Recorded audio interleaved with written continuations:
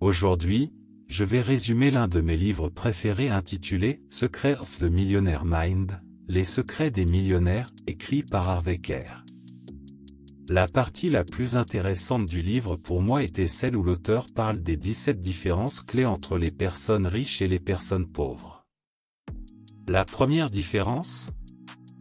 Les personnes riches pensent en grand, tandis que les personnes pauvres pensent en petit.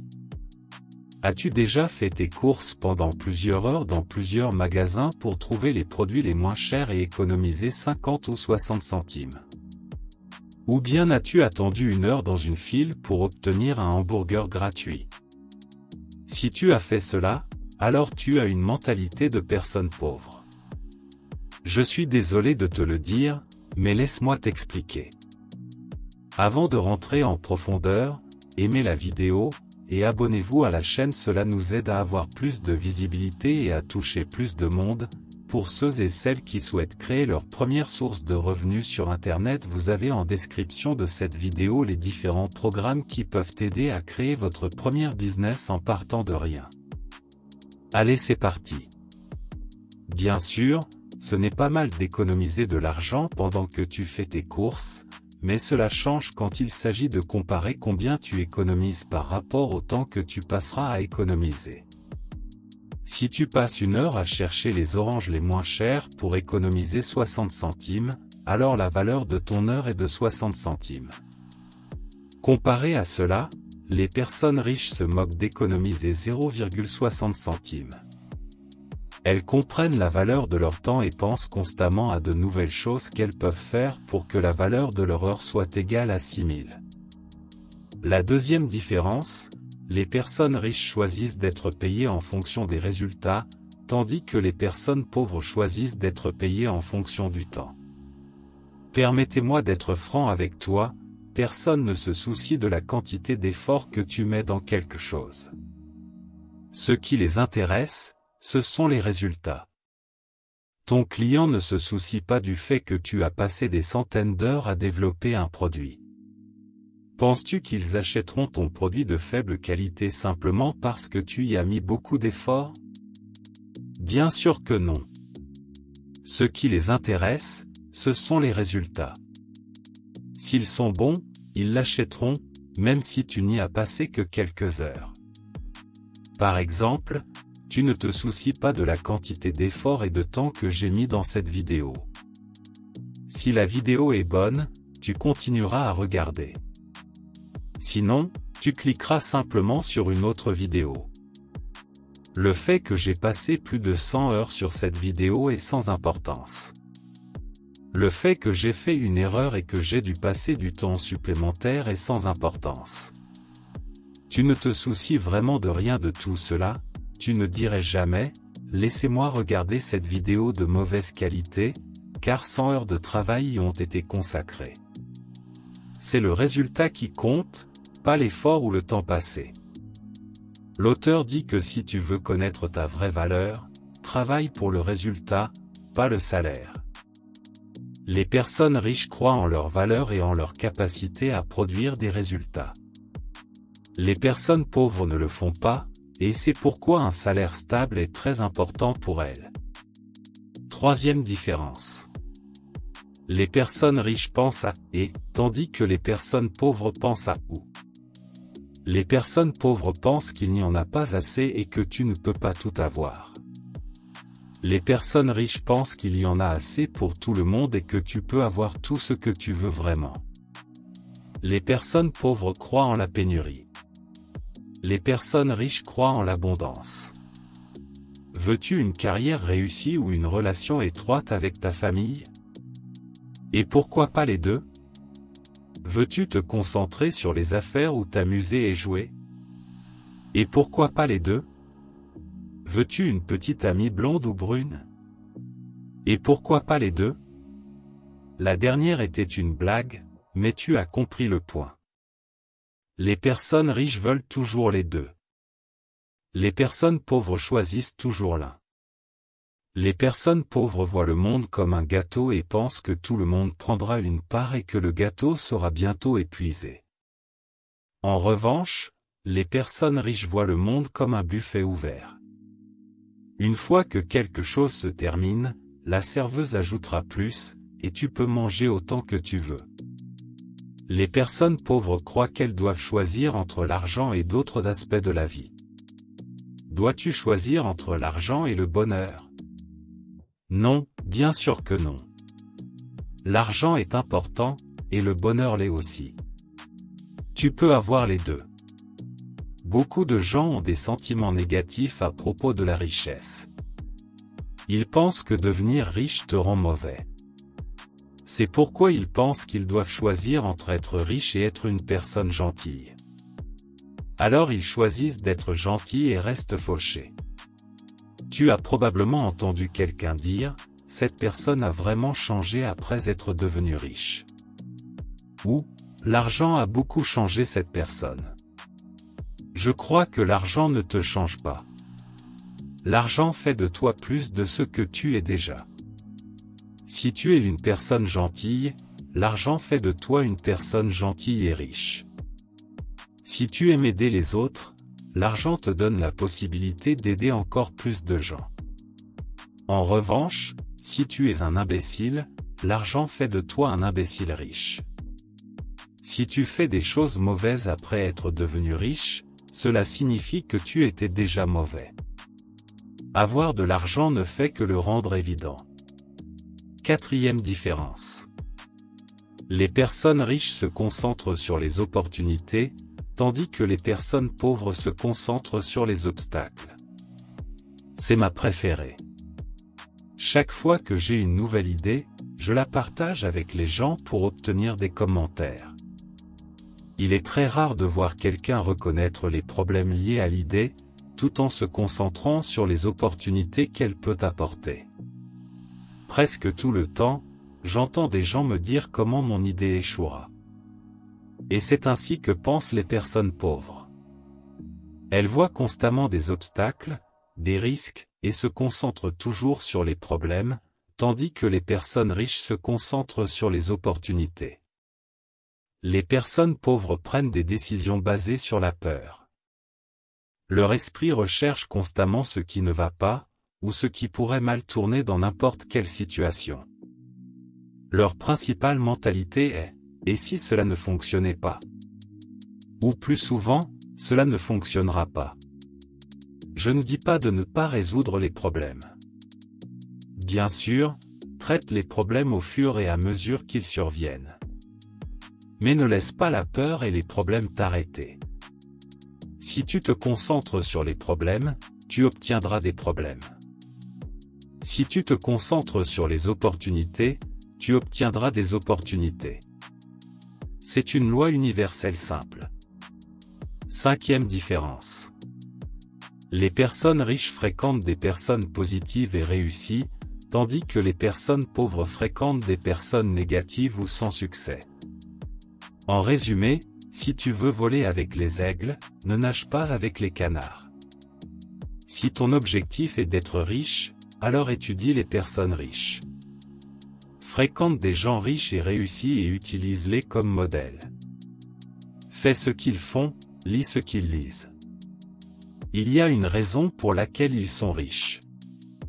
Par exemple, si tu veux créer une chaîne YouTube réussie, trouve les chaînes réussies dans ton domaine et étudie ce qu'elles font. Analyse le type de contenu qu'elles créent, la durée de leurs vidéos, le style qu'elles utilisent. Si tu prends exactement les mêmes actions et adoptes la même mentalité, il y a de fortes chances que tu obtiennes des résultats très similaires.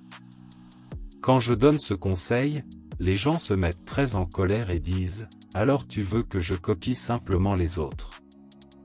Tu veux que je sois non original ? Tu veux que je vole le travail des autres ? » Non, je ne dis rien de tout cela. Pour une raison quelconque, de nos jours, les gens veulent être comme Mark Zuckerberg et inventer le prochain Facebook. Si tu es une personne ordinaire comme moi, alors tu as de meilleures chances de réussir en prenant modèle sur des personnes qui ont réussi, et cela ne signifie pas que tu es non original. Par exemple, si tu décides de créer le résumé exact du même livre que je suis en train de résumer, en utilisant le même format d'animation que j'utilise actuellement, en utilisant la même musique de fond, ton contenu sera toujours unique. Parce que tu as une voix unique. Tu as une manière unique d'expliquer les choses. Même si tu fais la même chose, ton contenu sera toujours différent du mien. D'ailleurs, tu as probablement remarqué qu'il y a déjà de nombreuses chaînes qui font exactement la même chose que moi. Mais malgré cela, cette chaîne continuera de croître. S'il te plaît, ne me comprends pas mal, je n'essaie pas de me vanter ou de dire « Et les gars, regardez comme ma chaîne est géniale ». La raison pour laquelle je parle de moi, c'est que toi et moi pouvons facilement nous comprendre. Si je te donne un exemple du fondateur d'Amazon, Jeff Bezos, il sera probablement difficile pour toi de te rapporter à son histoire, mais toi et moi sommes deux personnes simples qui essayons de nous améliorer. Une autre plainte que j'entends souvent, c'est que je n'ai pas de personnes riches autour de moi, alors comment puis-je m'entourer de personnes riches et réussies? Regarde, tu n'as pas besoin de les avoir physiquement autour de toi. Tu peux simplement trouver des personnes réussies et lire leurs livres ou regarder leurs vidéos. Tu ne peux pas demander à Arnold Schwarzenegger de passer du temps avec toi pour que tu puisses l'étudier et te mettre en forme. Mais devine quoi? Il a des tonnes de vidéos et il a écrit un livre. Alors pourquoi ne pas lire son livre ou regarder ses vidéos? Je n'ai pas d'amis riches autour de moi. Les auteurs de ce type de livre sont des amis riches pour moi. Je passe du temps avec eux en lisant leurs livres, en regardant leurs vidéos et en écoutant leurs podcasts. Sixième différence. Les personnes riches savent ce qu'elles veulent et s'engagent à l'obtenir. Les personnes pauvres veulent simplement être riches. Imagine que toi et ton ami traînez dans le centre-ville et que tu veux manger une baguette. Ton ami s'approche du stand et dit « Bonjour, je veux acheter une baguette, donnez-moi une baguette ». Le vendeur derrière le stand sera probablement confus et demandera quel type de baguette ton ami veut, car il existe plusieurs types de baguettes. C'est exactement la même approche que les personnes pauvres utilisent quand il s'agit de devenir riches. Elles veulent simplement être riches, mais elles ne savent pas à quoi ressemble une vie riche pour elles. Si tu ne sais pas exactement ce que tu veux, alors la fille qui vend la baguette te donnera n'importe quelle baguette qu'elle choisira et tu t'en iras. Maintenant, imagine que tu t'approches et que tu dis « Je veux une baguette au thon avec du fromage fumé, mais je ne veux pas de ce type de pain. Donne-moi ce pain noir avec des graines de tournesol. Ne mets pas d'oignon, mais du concombre, de la tomate et fais-le griller. » Devine quoi? La fille te donnera exactement ce que tu as demandé. De la même manière, les personnes riches ne lancent pas de messages contradictoires. Seules les personnes pauvres le font. La principale raison pour laquelle la plupart des gens n'obtiennent pas ce qu'ils veulent, c'est qu'ils ne savent pas ce qu'ils veulent. Tu dois savoir à quoi ressemble cette vie riche pour toi et avoir un plan pour y arriver. Par exemple, pour moi, une vie riche signifie avoir la liberté de travailler quand je veux, où je veux. Je veux pouvoir prendre un taxi quand je veux. Je n'aime pas prendre les transports en commun et me sentir en sueur. Surtout si je vais à une réunion importante. Quand je vais au restaurant, je veux pouvoir ouvrir le menu et choisir n'importe quoi sans regarder d'abord la colonne des prix. Je veux pouvoir emmener mes parents en vacances 2 fois par an. Je veux pouvoir aider les personnes autour de moi lorsqu'elles rencontrent des difficultés financières. Je veux pouvoir me lever à 11 h un mardi et aller me promener dans le parc. Je veux pouvoir aller à la salle de sport en plein milieu de la journée et revenir quand j'en ai envie. Voilà ma vie riche, et j'ai un plan sur la manière d'y arriver. Différence numéro 7. Les personnes riches sont prêtes à se promouvoir et à promouvoir leurs valeurs. Les personnes pauvres ont une vision négative de la vente et de la promotion. Laisse-moi t'expliquer. Si tu avais un remède contre une maladie, le cacherais-tu à une personne qui en souffre? Je ne pense pas. De la même manière, si tu crois que ce que tu as à offrir peut vraiment aider les gens, il est de ton devoir de le promouvoir. C'est ton obligation de le promouvoir.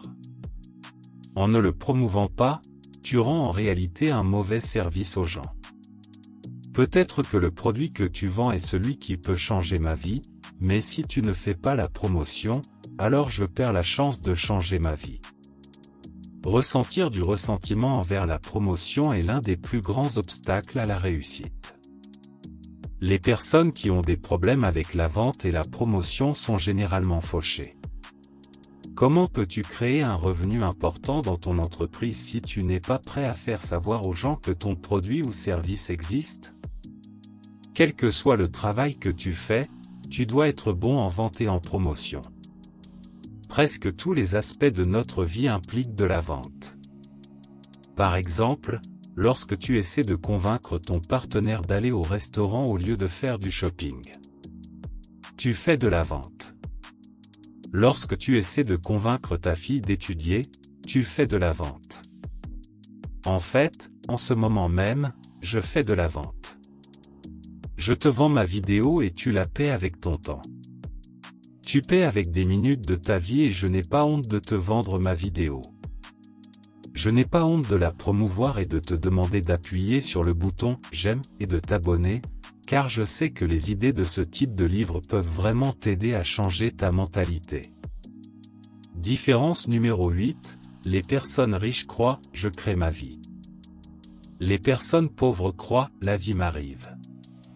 Si tu veux créer de la richesse, il est important que tu crois que tu es celui qui est au volant. Les personnes pauvres voyagent à travers la vie en tant que passagers. En revanche, les personnes riches sont toujours assises derrière le volant. As-tu déjà remarqué que ce sont généralement les personnes pauvres qui dépensent beaucoup d'argent en jouant à la loterie? Elles ont en réalité de grands espoirs qu'on choisisse simplement leur nom au hasard et qu'on leur fournisse de l'argent, les rendant éventuellement riches. Eker dit que les personnes pauvres justifient aussi leur situation. Elles disent des choses comme « l'argent n'est pas important, le bonheur et l'amour sont importants ». Ce genre de comparaison n'est pas correct. Permets-moi de te poser une question. Est-ce que ta jambe est importante ou ton bras? Tu dis probablement « Quelle question stupide est-ce là ?» Bien sûr, les deux sont importants. Tu as tout à fait raison. Les deux sont importants de la même manière que l'argent et le bonheur sont tous deux importants. L'argent et l'amour sont tous deux importants. La nourriture et l'eau sont tous deux importants. Les personnes pauvres rejettent également la faute sur les autres. Ce n'est jamais de leur faute. C'est toujours la faute des autres. Elles agissent toujours comme des victimes. J'ai deux cousins qui ont grandi dans le même village, sont allés à la même école, ont eu les mêmes enseignants et ont tous deux eu des parents pauvres. Aujourd'hui, l'un d'eux connaît un grand succès et l'autre non. Et la partie la plus intéressante est que les deux utilisent les mêmes raisons pour leur situation actuelle. Le cousin pauvre blâme le mauvais système éducatif, les parents pauvres, le gouvernement et le système pour son échec. En revanche, le cousin riche a utilisé les mêmes raisons pour réussir. Il a dit « Je savais que le système scolaire était mauvais et que mes parents étaient pauvres, et c'est pourquoi j'ai commencé à m'éduquer et à apprendre de nouvelles choses. » Il ne blâme personne ni rien. Une autre raison pour laquelle les pauvres sont pauvres, c'est qu'ils se plaignent. Lorsque les gens se plaignent, ils se concentrent sur ce qui ne va pas dans leur vie. Ce sur quoi tu te concentres prend de l'ampleur, donc il continue d'attirer davantage de ce qui ne va pas. Différence numéro 9, les personnes riches gèrent bien leur argent, et les personnes pauvres mal gèrent leur argent. L'argent est simplement un outil, comme ton ordinateur ou ton téléphone, qui nécessite que tu apprennes à l'utiliser. Nous passons de nombreuses heures à apprendre à utiliser l'ordinateur, mais en ce qui concerne l'argent, les gens ignorent ce fait simple et ne veulent pas prendre un livre, et apprendre comment l'argent fonctionne et comment le gérer. Pour moi, cela semble fou, car l'argent est quelque chose pour lequel nous vendons notre vie en travaillant de 9 à 5 chaque semaine. Mais quand il s'agit d'apprendre à le gérer, tant de personnes échouent. Avec la quantité de plaintes des personnes pauvres sur leur situation financière, on penserait que cela aurait du sens d'apprendre les bases de l'argent. Mais c'est presque jamais le cas. Les personnes riches ne sont pas plus intelligentes que les personnes pauvres. Elles ont simplement des habitudes financières différentes et plus favorables. Pour maîtriser l'argent, tu dois le gérer. Dire « je commencerai à gérer mon argent dès que j'aurai de l'argent » revient à dire qu'une personne en surpoids commencera à faire de l'exercice et à suivre un régime des